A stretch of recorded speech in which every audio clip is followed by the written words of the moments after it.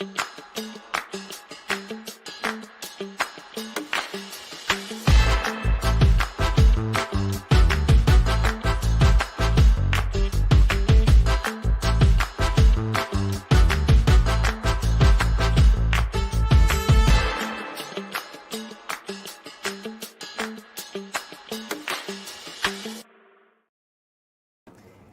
ladies and gentlemen, it's Jack and Brody, two physios here up at Be Mobile, and we're pumped to be with you this Wednesday for the Be Mobile show, isn't that right, Brody? Yes, this is our weekly live education and discussion. We're going to share a little bit about a topic. Today we're talking about meniscus tears in the knee, and then we're going to answer a couple of member questions. So we do this every Wednesday at 4 p.m. Sydney time, so you can come along if you want to learn something about what we do, because we are big about empowering older adults, people 55 plus, to exercise and maintain their strength and fitness throughout their life. So that's what we like to do.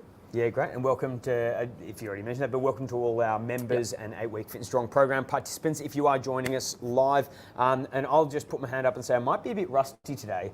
I've just got back after 3 weeks of honeymooning. Yeah. So, yeah, apologies. Do I ask how it was? Great, I assume. It was a great honeymoon. We went over to Sri Lanka. Would you say it was the best honeymoon you've been on?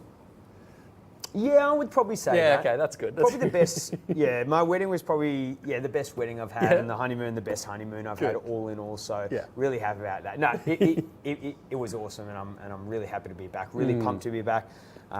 Determined to get back into it and help people get fit and strong. That's what we're going to do. Okay.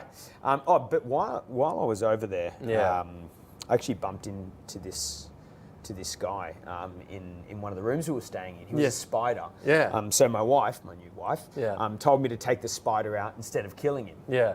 So he went out, had a few drinks. Turns out he's a really nice guy. He's a web designer. Yeah. Good one. Okay. Okay, and I got a follow-up philosophical question, Beamer. Yeah, sure. Do spiders design webs, or are they merely vessels for determinism to carry out its will? I think the latter. For sure, yeah. Okay, let's get into it. Everyone's looking at me going, what's this guy on? I'm happy because I'm back. Folks, we're going to get stuck into talking about meniscal tears, because there's probably quite a lot of people in our audience who have been through some knee pain, got a scan, found out that, oh, I have a meniscal tear. Is this a bad thing? Do I need to do something about it? Before we get into those questions, let's actually discuss what the menisci or the meniscus actually is. Very good. You can bring up this lovely image. Shout out to Heather as well, who asked this question, one of our members. She sort of prompted us. I'll bring that photo up for you, Ben. Yeah, and we've talked about meniscus tears before, but Heather asked, and it's a good reminder to cover this topic if anyone hasn't heard us talk about this before. So there you're looking at a right knee from the front, and you can see the lateral and the medial meniscus. They are these two C-shaped sort of pads or half rings of cartilage in the knee. Obviously, you've got two in each knee, as you can see there in the right knee. There's a medial and a lateral, and they kind of act as shock absorbers for the knee, and they add sort of stability to knee movements and things, and they're just part of the knee joint structure. Yep, great. Good. Do you want to? We'll bring that down so for now. Onto meniscus tears. Obviously, it's a tear in those cartilage structures. It may sound bad, but these meniscus tears are extremely common. I've got one. I've got one also. We'll talk about that a little bit later as well. Very common. So a study in 2020 did an MRIs of 230 healthy adult knees, people aged 25 to 75. 48% of these people had meniscus tears. So basically 50-50, you've got one or not if you're over the age of 25. And none of these people had knee pain or knee issues. So it shows you they are very, very common incidental finding in knees, and not necessarily always a bad thing or painful. Which is a pretty consistent theme with a lot of scans, that they don't necessarily tell the whole story. Now, Brody, I'm just going to bring up the types. Yeah, so because people will say, oh no, but I have this type of meniscal tear. So there are different ones. Yeah, exactly. These are the common types of meniscus tears. We won't go through them. You can see them all there. So this is what their meniscus might look like on an MRI. But as we said, about half of people will have these and have no symptoms at all. broadly speaking, we talk about meniscus tears in sort of two categories. The first one is what is often called degenerative tears, but we don't really like that term. Basically, these tears are just the kind of normal ones that are a normal part of life. Basically, they develop over time. They're usually asymptomatic, no symptoms at all. Most people won't even know they have them, like the 50% of people, 48% of people in that study that had no idea they had them. And it's very, very common in people over about sort of 35. It's very typical that you'll see these. So those are the degenerative, but really they're just the normal meniscus tears. But you can get quite symptomatic meniscal tears as well, which do have some complications. Should we briefly talk about that? Yeah, and so the other type is the sort of more acute ones, which typically happen in a single injury moment, an injury event. You imagine a football player that goes down because they twisted their knee, a skiing accident or injury, something like that, where there's a significant trauma, and that can lead to an acute tear of the meniscus. And they are more likely to be symptomatic. So you're more likely to have symptoms, as well as potentially other structures of the knee damaged in that moment. It's not often just the meniscus will be damaged. It's usually associated with a ligament injury as well, like an ACL tear. Okay, so we've got a tear, and let's just say you've been to a doctor, and this has probably happened for quite a few people. And by the way, chuck your comments below letting us know your experience with meniscal tears. Have you had surgery? Have you had issue with meniscal tears? Have you got on just fine? Have you recovered? All of that we would love to know. Now, Brody, so you've been to a doctor. They've sent you for a scan. There is a degenerative tear there, or maybe there's a bucket handle tear. There's a meniscal tear in there, and they've said, okay, well, we need to get surgery. And a lot of people probably would have heard this before. A partial meniscectomy or arthroscopic partial meniscectomy, so that's basically where they go into the joint, right? And they've got this little camera, and they say, oh, yep, we've got some tears in the meniscus here. We're going to chop that out. There's actually some pretty good evidence around this, is there not, about very interesting type of study where they use sham surgeries. Can you explain sham surgeries? Because every time I read this, I'm like, it's so cool that they actually got to do this in a study. And when you say there's good evidence, you mean there's good quality evidence that this doesn't work, that this isn't helpful for knee which we can explain with the sham surgery. Yeah, not good evidence for it working. So they have been, as of 2022, there have been 4 studies that looked at this surgery, arthroscopic partial meniscectomy, versus a sham or placebo surgery. So half the people in the study, when under anaesthetic, had incisions put in their knees as if they were scopes were going to be put in to do the operation. And then the surgeons didn't do anything to the knee, just stitched up those incisions. The person woke up and had no idea if they'd had the surgery, the real surgery or not. 4 studies have done that. As well as a bunch of other studies, about 8 others that have compared surgery to like an exercise group or an injection group, so a surgery versus a non-surgical group. And combined, basically those 16 studies have overall concluded that the arthroscopic surgery provides little or no clinically important benefit in pain or function.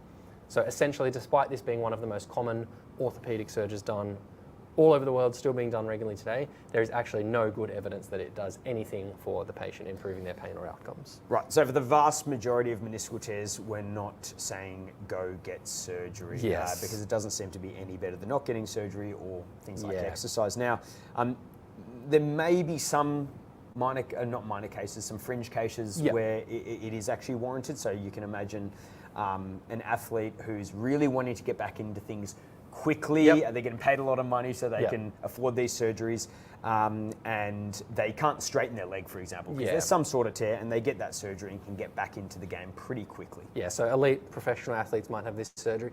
Younger people, and I mean children, teenagers, maybe people in their 20s might be more likely to be warranted for this surgery, especially because their skeleton is still growing and developing.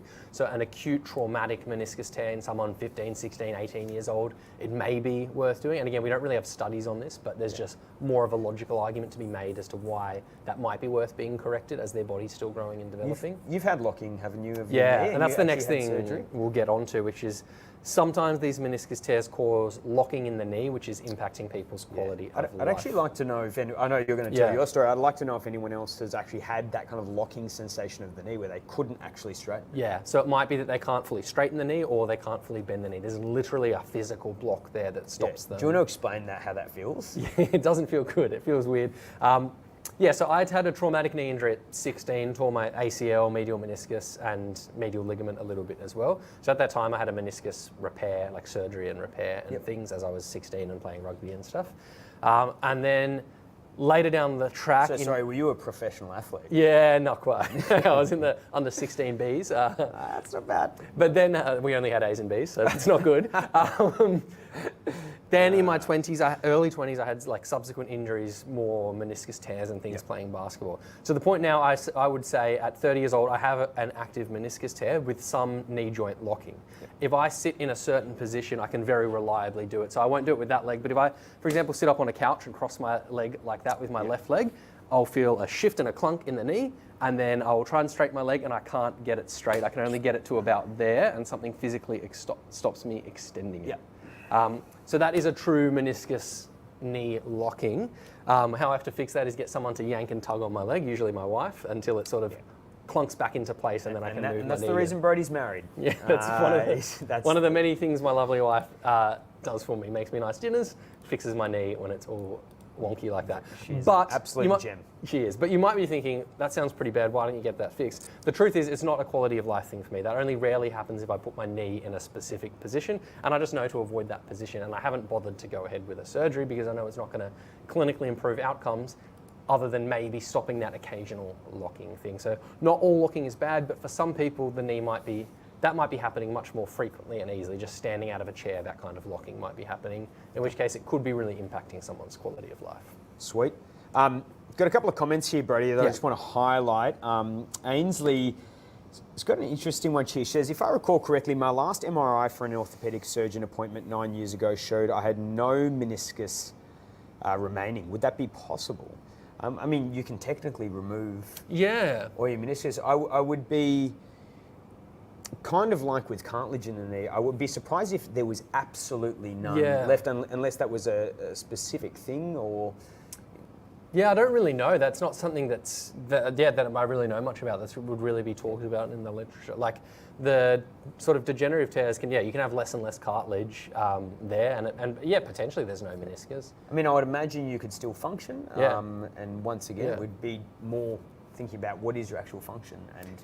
They've tried. An issue with that? Yeah, they've tried some like synthetic like replacements. So they've tried surgeries and things where more advanced surgeries where they'll fully remove a meniscus and try this different synthetic cartilage stuff. That hasn't really seemed to work very well.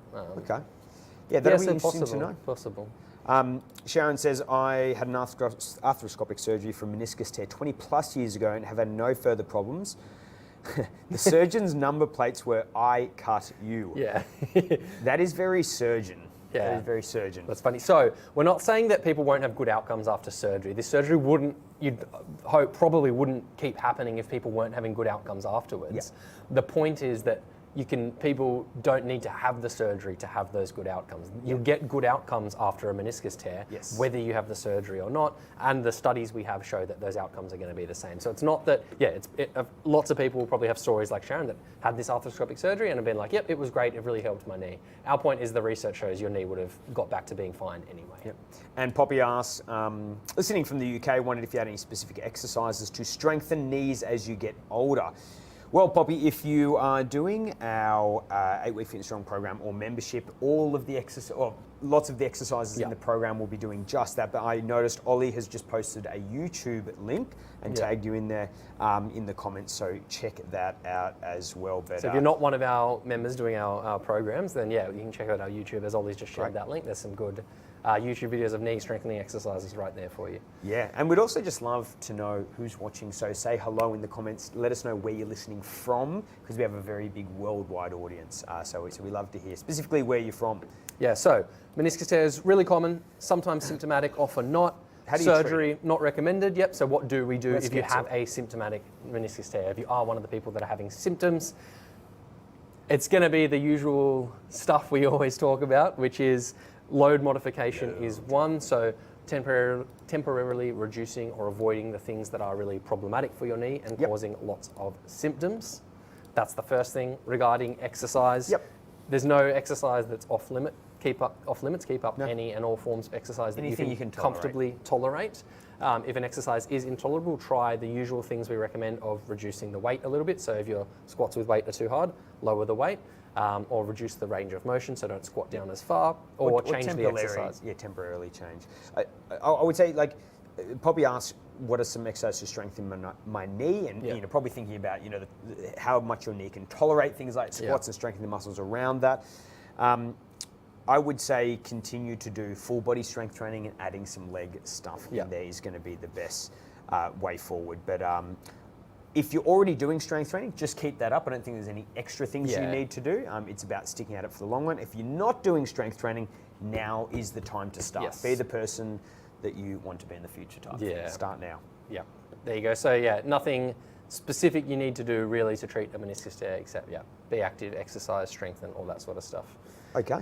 Now, in Heather's original question, she also asked about a Baker's cyst associated with the meniscus tear, and it's particularly a ruptured basic Baker's cyst as well. So we're going to touch on a little bit about what that is as well. Good. I'll jump that. I'll jump that up, Brody. I've got the little image there of the Baker's cyst behind the knee. Yeah, here's a knee looking at it from the side, as that image shows, and you can see the Baker's cyst. So it's a fluid-filled cyst that develops behind the knee. All our joints have like a capsule, an enclosed capsule with lubricating fluid in the joint.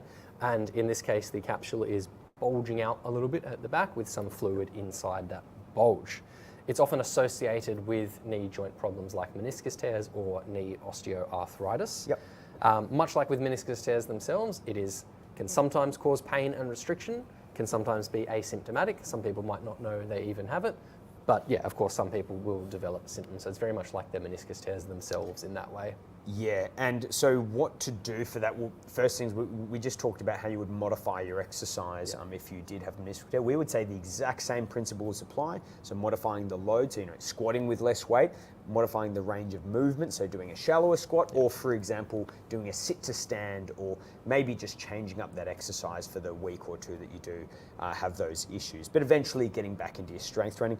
Brody, what are some other medical things you can actually do for this in terms of injections, so aspiration? Yep, so you can try, the doctor's first line treatment might be a corticosteroid injection into the knee to help reduce inflammation in the knee joint, which can help people with symptoms, might reduce the size of the Baker's cyst, but may not necessarily stop it from coming back. The next more advanced thing to do would be a needle aspiration, so where they might actually drain the cyst. Again, might help swelling and pain in the short term, but might not necessarily stop it coming back. The last resort would then be surgical removal of the cyst itself. Yeah, not of the whole knee. That might happen next. Maybe a total knee replacement. If you have it's also associated with significant osteoarthritis, they may replace the whole knee joint, in which case you don't need to worry about it because you don't have that structure anymore. But all of that is pretty extreme. The main thing to note is that often Baker's cysts will just go away on their own without you doing anything.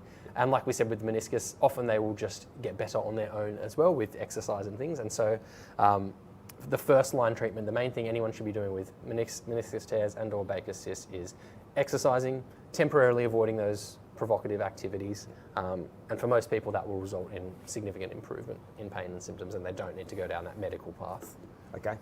Kerry, Ollie, did you chuck that comment in there? Yeah, Kerry's asked us, do you have any feedback on hyaluronic acid injections into the knee? So to the best of my knowledge at this stage, pretty limited evidence. Studies have not really shown it to be beneficial versus any other sort of injections and things. Generally, we don't advise injections for most things, unless it's getting to that point where people just aren't able to manage, with pain and symptoms are so significant that they're just not coping with daily life, and they've given the usual stuff of exercise and activity modification a really good attempt for quite a while. So hyaluronic acid injection's not very worth it at this stage. I would agree based off the evidence I have last seen for that. Get that image down as well. Yes, I will also get that image there so you can see our beautiful faces, ladies and gentlemen. Hello to Bobby. Hello to Karen. Hello, obviously Ainsley. Val jumping in. Kate, Brenda, Joe, Barbara. Guys, you're coming in from everywhere. We've got the UK. We've also got lots of places in Australia. It's excellent to see. So thank you very much. All right, well, listen, hopefully you found that little segment on meniscal tears interesting, informative. Hopefully it's giving you something you can go away with and actually put into practice in terms of modifying your exercise. I think the last thing to say on that is with things like meniscal tears is I wouldn't be too worried about things. You can always continue exercise, modify where necessary, and just it will get better over time. Okay. Lovely. Bimo, let's get into our Q&A section, folks. So firstly, if you do have any specific questions, you can chuck them. It doesn't have to be about the knee. It could be about bones, like we're about to speak about, or anything else. Chuck them in the comments and we'll get to them if we can. Certainly if you post it live, we'll get to them. So there's a question here which comes from Carolyn, and she says, can I just check that all these exercises are safe for osteoporosis? I've been advised to avoid exercises that involve twisting, such as yoga and Pilates, so left out the Russian twist today and did a dead bug instead. However, if it's safe, I'll try next time. So she's referring to some of the movements we have in our workouts where we're doing some twisting abdominal exercises and also laying on our back doing some feet down. Basically abdominal exercise with some rotation. So this was a comment under one of our workout videos, and I answered Caroline there in the comments, but I thought it was a good one to share as well. Great. So talking about whether there are exercises which are dangerous if you have osteoporosis. Do you want to speak about risk? Yeah, the first point is it's very hard to give a yes or no answer, a simple yes or no answer to the question of, is anything dangerous? Is skydiving dangerous? Is driving your car dangerous? Yep. We can't really answer those simply with yes or no, because it's hard to say what defines something as being sort of truly safe. To bring it back to the topic we're talking about, in terms of exercise, elite athletes, like all sorts of people, will have injuries sustained at training, while at the gym, while exercising, while playing their sport, whatever it is. People get injured in daily life. So we can't say for anything there's zero risk of injury. But what we can say is that resistance training, and even high intensity resistance training, has quite a low rate of injury risk. And this is based on research that we know compared to sports like, compared to like soccer or netball or all these types of things. The next thing we know is that resistance training is extremely important for your health, 100%. especially if you have osteoporosis. Yeah, so it actually builds your bones. And we actually have research showing that it can be safe in postmenopausal women with an average age of, I think, 65 or might be 50 around that, around 60. So we know that it can actually be safe in that population and help build bone density. And those people have osteoporosis or osteopenia. It's not just women of that age, it's women of that age with osteoporosis. So those are the things we do know. What we don't know for sure, what we don't have research to tell us, is whether or not bending or twisting exercises are necessarily safe or unsafe for the spine. So some people, as the people that told Caroline this, propose the idea that those bending or twisting of the spine is dangerous in people with osteoporosis. That's an idea that's out there that gets spread and shared by exercise trainers, health professionals, doctors, all sorts of people. Unfortunately, it's just not based on any valid scientific evidence.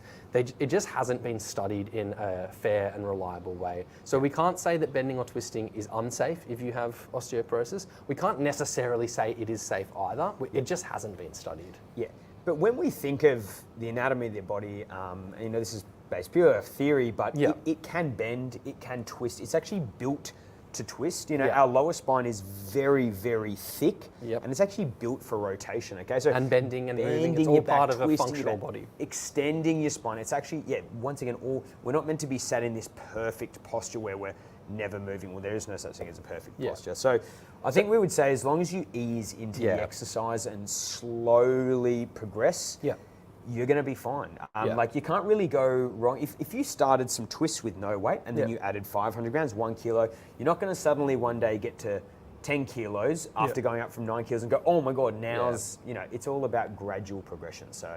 So we think generally the bending and twisting for most people with osteoporosis is going to be okay. We're not telling you specifically that it's safe for you because we can't assess you and tell you that. But we think generally it's okay. There's no evidence to say any exercise for osteoporosis should be ruled out necessarily, so we're not going to rule it out unless there's evidence showing that.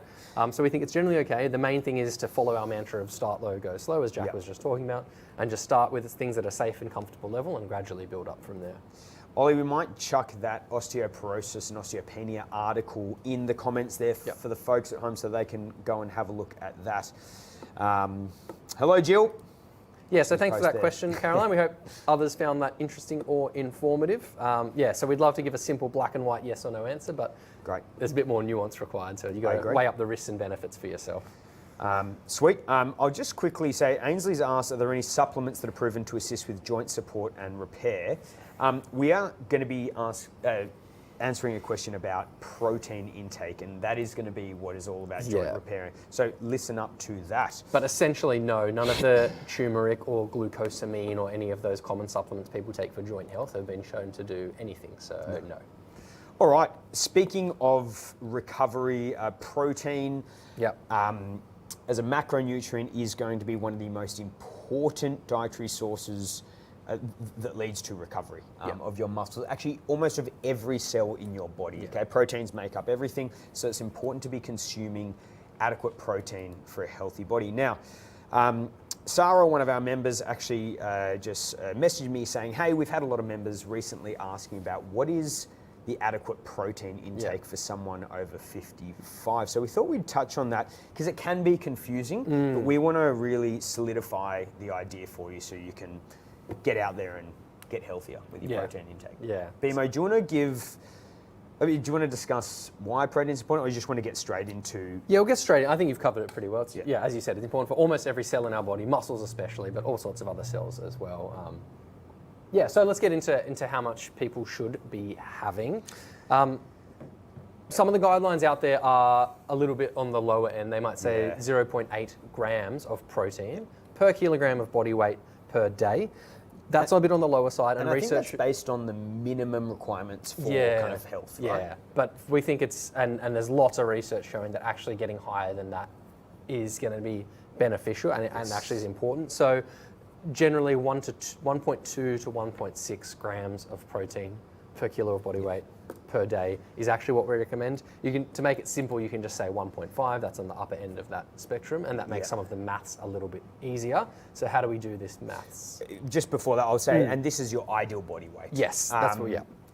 Sorry, you may have said ideal body weight. So this is if you're 70 kilos and you would ideally like to be 65 kilos, that is a healthy weight for you. Yeah. Base this off 65 kilos. Exactly. Likewise, if you're 90 kilos and you know that for your age and height and body that really around 70 would be a healthier weight, minus that 20 and base this off that 70. So it's based off what an ideal sort of average healthy weight for you is. So you said 1.2 to 1.6, but you said let's hit it at 1.5 Make in it the nice middle. and easy, So all you have to do, and this is talking about your daily protein intake per grams, you have to times your body weight, your ideal body weight by 1.5. So if you're 50 kilos times your body weight by 1.5, that means you should be consuming around 75 grams of protein per day. If you're 70 kilos, times that by 1.5, that adds up to around 105 grams of protein per day. So pretty simple maths, that's what you should be aiming for. But how do you get more protein, Bimo? Because it can feel like it's impossible to get 100 grams. Some people might say that's like 400 grams of steak. Yeah, true. That would be 400 grams of steak. Here are some tips to get more protein. Most people on average don't eat a lot of protein at breakfast, so try and increase your protein intake at breakfast so you're not just relying on dinner and lunch to get all that protein. So more eggs at breakfast, Greek yogurt, what else? Well, like eggs if you want. Let's just say you have one egg in an omelette. Make it 2 or 3 eggs. Like I would, maybe add a bit of bacon or like whatever you feel is healthy. Add some beans, add some almonds to your yogurt, maybe with the peanut butter, with a bit of protein. So it's about making small changes, not going, I'm going to have to reinvent the wheel and start a whole new diet.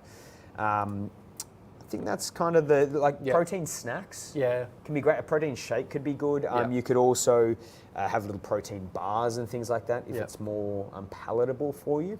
Yeah, in terms of protein shakes, there's no one that we think isn't necessarily better. Just get one that's high in protein and matches your other dietary goals. Some are really high in sugar and carbs, some are lower sugar and carbs, so just depending how much of calories you want from your sugar and carbs. But just a protein powder that you like. And, there's vegan ones, there's whey ones, which is milk protein. Bobby said, or Roberta, but I know she likes to be called Bobby, has said salmon has good protein. That is very correct. Now we're going to bring up a little image of how much protein is in different items of food. So 2 eggs, Brody, if you boil them, that's 13 grams of protein. So you think about that and some wholemeal toast, that might come closer to 20 grams of protein. Things like baked beans and stuff have some pretty good protein. Absolutely. But meat, so fish like salmon and stuff is going to be around 20% protein. Your red meats like steak and things, 25 to 30%. Some of them, that example there is showing about 32% protein for that steak. Okay, so let's just really quickly add up a day. So Brody, if I have like a big cup of Greek yogurt, which Yep. is close to 15 to 20 grams of protein, and I Yep. have 2 eggs for breakfast, Yep. that's 30 grams of protein. pretty So good. You keep them count, 30. Yep, yep. And then for lunch, I might have 100 grams of chicken. 100 grams of chicken, that's 30 grams, so I'm Yep. already up to 60. Yep. And then for dinner, let's just say, for example, 200 gram steak. 200 grams steak, which isn't that big. No. Or let's just say you had another tofu sauce or whatever. Yep. You're already up to 100, and that's if you're 70 kilos. That's how much you should be getting in. Yeah.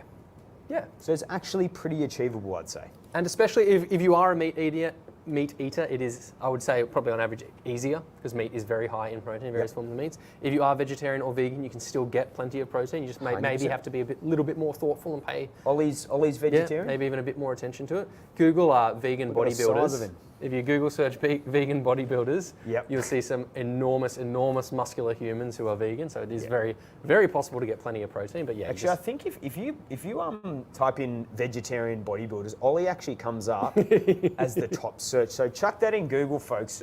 Yeah, Orlov is his name, the big Russian bodybuilder over there. He is behind the camera today, ladies and gentlemen. So say hello to him. Great. Well, I think that covers it, Yep. and we'll probably cover that once again in the future. Question here from Kathy. She says, by the way, Kathy, I hope Lockie is going well. It's one of my friend's mothers. So there you yeah, go. thanks for tuning in, Kathy. She said, I bad away in my carpal joint or my CMC joint of my right thumb. Always worse after using my dumbbells in my workout, even though I wear a splint on my thumb. Painful and swollen. Any thoughts? Bands instead, maybe? How would you do triceps, for example? tricky. I know how you can do triceps, Kathy, for sure. Yeah. I think one of the best ways is to do dips. Because you do technically that's use gonna it, be- but you might be able to do dips on the side of a chair or something like that. Yeah. You would know what dips is, pushing up and down off a seat or something like that. I think that can sometimes be a bit easier. You can do band triceps. I got this band attached here. See if I'm in shot. Oh yeah. So holding a band that's attached to something, you can do extensions like that. That's going to hit those tricep muscles with a band. Yeah, and obviously you Bicep can do curls, push-ups. Yep. Your biceps, yeah. So Kathy, you bands could might be help doing you. like closer grip push-ups that Yeah. might help you, but once again, that might be hard on Yeah, the it's carpal tricky with metacarpal this joint. thumb joint down here that Kathy's talking about.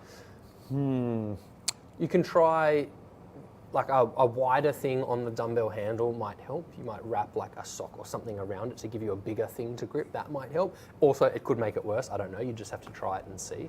So because sometimes the handles on the dumbbells can be really thin. and you Yeah, have to and maybe grab that it a lot. closer grip is a bit harder. So something bigger and softer around the dumbbell handle could help. But yeah, it is tricky. The other thing is to strengthen your hands and do more outside of your normal strength training. Do more specific work to strengthen the thumb and the hand because that So might like help. towel squeezes, Yeah, things like that. You get a squishy ball thing and start doing squeezes with that to help strengthen. Yeah. So some of those. We've got grip strength exercise YouTube video, which we can pop in the comments as Yep. well. Yeah, Ollie, to do you show you mind some chucking in examples that of grip strength exercises yeah, video? so Ollie will find that and chuck that in the comments. Yep. Of things you can do to strengthen your grip, which may ease it as well. So those are some options. But yeah, a little bit tricky. Good luck with it. And Kathy has said Lockie has just got engaged. Her son Very has got exciting. engaged, so Congratulations. Lockie. congratulations, Lockie. Well done, man. Okay. Good. Any other questions? Well, Bobby says, talking about protein, kefir for someone who was only 53 kilos, I was able to improve my protein level on all. Yeah, nice. Great. So a vegetarian source there. There is you that? go. Yep. Excellent. Folks, that's it for today. If you have any questions, definitely save them up and come along to our next live next week at 4 p.m. Australian Eastern Standard Time. We also hope the audio was nice and clear today because we've had a few issues in the past with the audio, but I think it sounds like it's clearing up, Oliver. Is that right? Good to hear. And I thought I'd just finish with a poem that one of our members, Janice, wrote. She shared this in our membership Facebook group and asked her if I could use it. It is sensational. This is after her doing one of her workouts. So I'm going to read the poem. It's an awesome poem. If you're not one of our members, some of the references might be a little bit obscure, but we think it's an awesome poem anyway, and we thank Janice very much. And Janice for is sending from this in. Scotland, hence why she starts like this. So she says, the Aussies, they don't want to kill ya, so that's the end of program or course Gravilia. We are standing here with muscles flexed, anticipating what comes next. Every morning without fail, be it sunny, rain or hail, before we walk the dog or eat, we take part in our daily treat. The tablet's on, we watch it gleam to show the Aussie torture team. Oh no, there's Clarence and there's Randy, so Mickey Magic must be handy. As shiny pants and wigs foretell, we are in for half an hour of hell. And that's in reference to our aerobics workouts where we dress up in tight, bright clothing. You must smile, they all insist, as you struggle with the Russian twist. Or sweating from just every pore, you try to get up off the floor. Both well into our 70s and with 2 pairs of dodgy knees, we are doing what in 22 we would not have been able to do. So much more flexible and strong and fit. Be Mobile is, for us, a hit.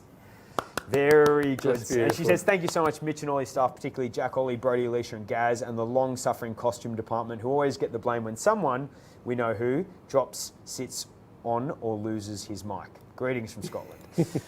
Excellent. Amazing, Janice. Thank you for sending that in. It's a very beautiful relationship we have with our membership community. Great. Excellent. Yeah, we got some feedback. Audio was good.